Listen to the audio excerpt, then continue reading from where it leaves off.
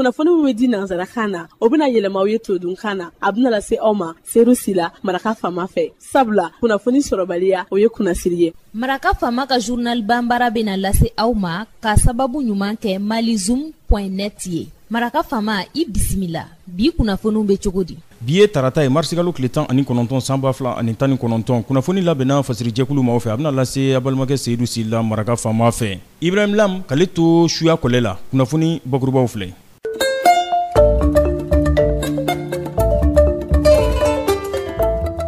Kɛnyɛrɛ ye cakɛyɔrɔ min bɛ n'an k'a ma ONG AFAD ale ye tile 3 kalanbolo dabɔ bi donya in na marsikalo tile 19 a bɛ taa tile 20 de k'a kuncɛ a tile 21 maison des jeunes na baarabolo kɔnɔna na ni o ɲɛsin bɛ marabolo ɲuman sabatili sigida maaw sen donni o yakubayali la komini fɔlɔ 2nan ani 3nan kɔnɔna na ka ɲɛsin funengeni maa 45 Banyango ma. Baarabila ɲɛbila sɛbɛn o la donnen kɔfɛ marsikalo tile 12 tɛmɛlen minisiriso min y'a ɲɛsin bɛ Mali ani jamana wɛrɛ cɛ baara ma o cakɛlaw u ye baarabila u y'a dabɔ kunungo.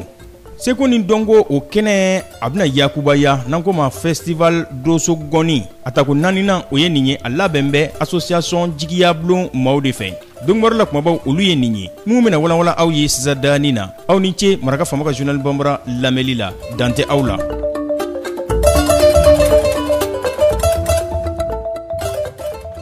An bɔra k'o de fɔ sisan kɛnyɛrɛ ye cakɛyɔrɔ min bɛ yen n'an k'a ma ONG AFAD ale ye tile 3 kalanbolo a ye o dayɛlɛ bi dunya in na ka ɲɛsin funengeni maa 45 ma maison des jeunes o kɔnɔna na u ka baarabolo kɔnɔna na n'u ko ma ko baarabolo ka marabolo ɲuman jidi sigida ma olu da bɛ se ka don marabolo ɲuman sabatilen na cogo min na komini fɔlɔ 2nan ani 3nan o kɔnɔna na Bamakɔ yan nin baarabolo in a bangera baaraɲɔgɔnya kɔnɔna na AFAD ani fond d'appui moteur de changement FAMOC bakuruba fɔla u ka hukumu kɔnɔna de la a wari bɔ o bɛ ka kɛ ambassade de Danemark fɛ Mali la yan laɲini tɛ dɔwɛrɛ ye u ko a bɛ se ka jo cogo min na k'a dɔn k'a fɔ k'u sen kan ka don u ka sigidaw olu mara ɲɛnabɔli la ani maracogo ɲuman o jidili la laɲini ye o de ye baarabolo waleyaba ONG AFAD o kɔnɔna na Ibrahima Kulibali a ye ɲɛfɔli kɛ. ONG AFAD ye nin tile 3 kalan kɛ leadership kan leadership n'an bɛ se ka k'o ye jama ɲɛmaa kan ka taabolo jumɛn ta pour que ka jɛkulu k'a bilasira sira min b'a kɛ a bɛ taa ni ɲɛtaa bolodali ye sira min b'a kɛ a bɛ se k'i sen don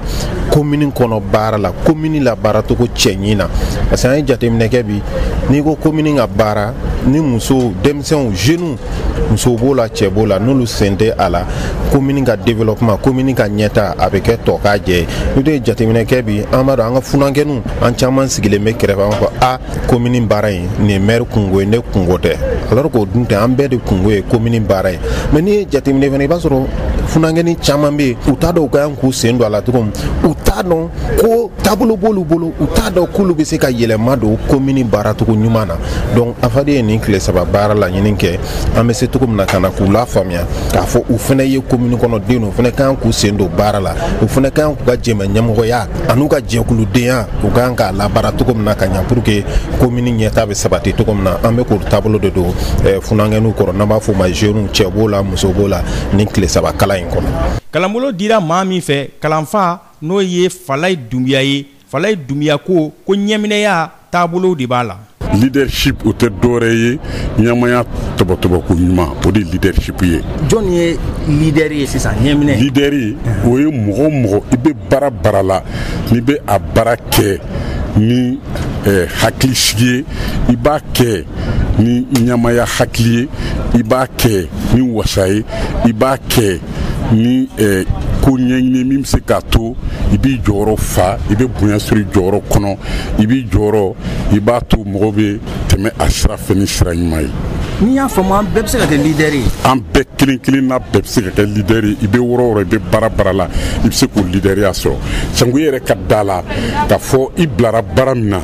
i bilala la parce que a baara bɛ don groupe ka baara kɔnɔ a bɛ don tɔn ka baara kɔnɔ a bɛ don entreprise ka baara kɔnɔ a bɛ don société ka baara kɔnɔ société o groupe o organisation o tɛ se ka ɲɛ sɔrɔ fo baarakɛla kelen bɛɛ ka jɔyɔrɔ fa wasa la. Amadou Yoro Sidibe ale ye AFAD ka ko ɲɛnabɔbaa ye laselikɛla commune 3nan o kɔnɔna na ale sen donna kalanbolo in sɔrɔli la a y'a ka nisɔndiya dangɛnɛmaya. ne faamuyali mun sɔrɔ kan ne a ye k'a fɔ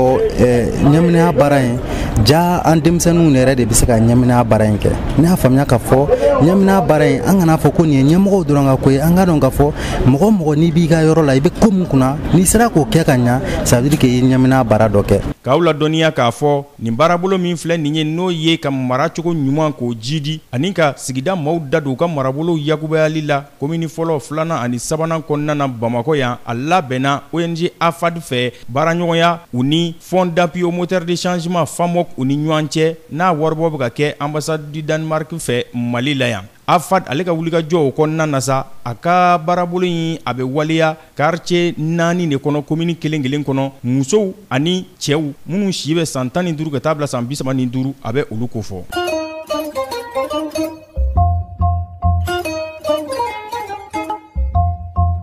Baarabila ɲɛbila sɛbɛn o ladonnen kɔ marsikalo tile 12 tɛmɛlen baarakɛla minnu bɛ minisiriso kɔnɔ n'o bɛ Mali ani jamana wɛrɛ cɛ baarako ɲɛnabɔ olu ye baarabila u y'a dabɔ kununko dɛ a bɛ tile 3 a bɛ o kofɔ marsikalo tile 18 ka taa bila a tile 20 na san 2019 tile fɔlɔ a yirala k'a fɔ kɛmɛ sarada la baarakɛla maa 90 olu ye u sen don baarabila in na u bɛ u ka bolofara baarasow a bɛ olu bɛɛ lajɛlen a bɛ olu kɔnɔnaw a bɛ o kofɔ maaw ye o kuma dangɛnɛmaya n'o bɛ syndicat libre des travailleurs des affaires étrangères SILTA ye o ɲɛminɛw a bɛ olu kofɔ.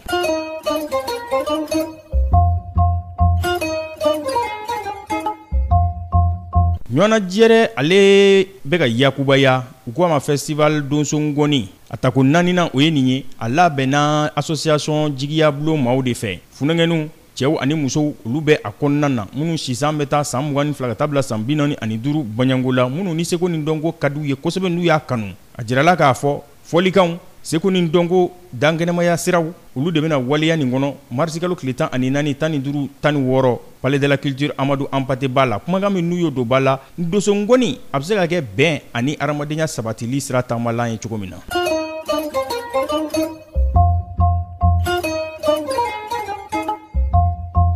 fan wɛrɛw fɛ k'aw ladɔnniya k'a fɔ Burkina Faso wolomasiri taabaw o maa 3 olu bɔnɛna u ni na caman joginna o kɛra kungo bolo kɔnɔ n'u ko ma ko Gabel ani Futuri ani o cɛman jan o bɛ Guruma o bɛ o dafɛlan kofɔ Burkina Faso kaɲakaɲafan a bɛ o de kɔfɔ a kɛra u ka bolimafɛn tɛmɛtɔ o de yɛlɛnna mugu purunta kan mun don bɛ dugu jukɔrɔ kunungo nin kɛra kunnafoni disiraw y'a sɛbɛntiya ani lakana tigilamaw. Sudanɛw u bɔra k'u ka dusumakasaya k'a dangɛnɛmaya u ka faaba kɔnɔ Khartoum seerew ye o sɛbɛntiya k'a fɔ k'u b'u ka taamaw dusumakasaya o dangɛnɛmayali siratigɛ fɛ k'u b'o yakubaya mun n'u y'a dabɔ kabini décembre kalo tile 19 ka ɲɛsin Umar El Béchir ale ka fanga ma k'a jira k'a fɔ Umar El Béchir k'ale yɛrɛ nege t'u la bilen k'a sɔrɔ nin ko in bɛɛ lajɛlen daminɛra ko buru sɔngɔ ko dɔ farala o kan o de nana laban ko Umar El Béchir yɛrɛ k'u ta ka ko la bi k'u ta ka ko la sini k'a ka jamana ɲɛmaaya k'a k'a bila ko k'u ka jamana to u ye n'o ye Sudan ye k'aw hakili lajigin Umar El Béchir ale nana Sudan o jamana ɲɛmaaya la kabini san 1989 coup d'état de sen fɛ kab'o kɛra sa fanga jara ale yɛrɛ da ale ko ale tɛ a bila bilen yɛrɛ adamadenya tangali cakɛyɔrɔ minnu bɛ n'u kama ONG Human Rights Watch olu ko maa 51 olu bɔnɛna u ni na nin dama ninnu sen fɛ. Ni ne bɛ dansigi bi laseliw la min labɛnna fasirijɛkulu maaw fɛ ka lase balimakɛ Seyidu Sila maraka faama fɛ Ibrahim Lam misirakaw ka filimani kale to suya kɔlɛ la n'a b'a fɛ ka segin ka maraka faama ka journal banwara lamɛn a bɛ taa malizoom.net ale sanfɛ cakɛbara bɔlɔlɔ kunnafoni disira don www.malizoom.net maraka faama ka journal banwara a ka laselibaw a n'a ka kunnafoni jatara tɔw a n'a bɛɛ lajɛlen sɔrɔ ne b'aw fo k'aw wale ɲuman dɔn a ka kanuya kurayali la sanga ani waati ka ɲɛsin an filɛli an'an lamɛnli ma a k'an bɛɛ sini ni Alahu subahanahu wa taala n'a sɔnna ma dɛ. Maraka faama ka bi journal banwara lasera aw ma k'a sababu ɲuman kɛ malizoom.net ye.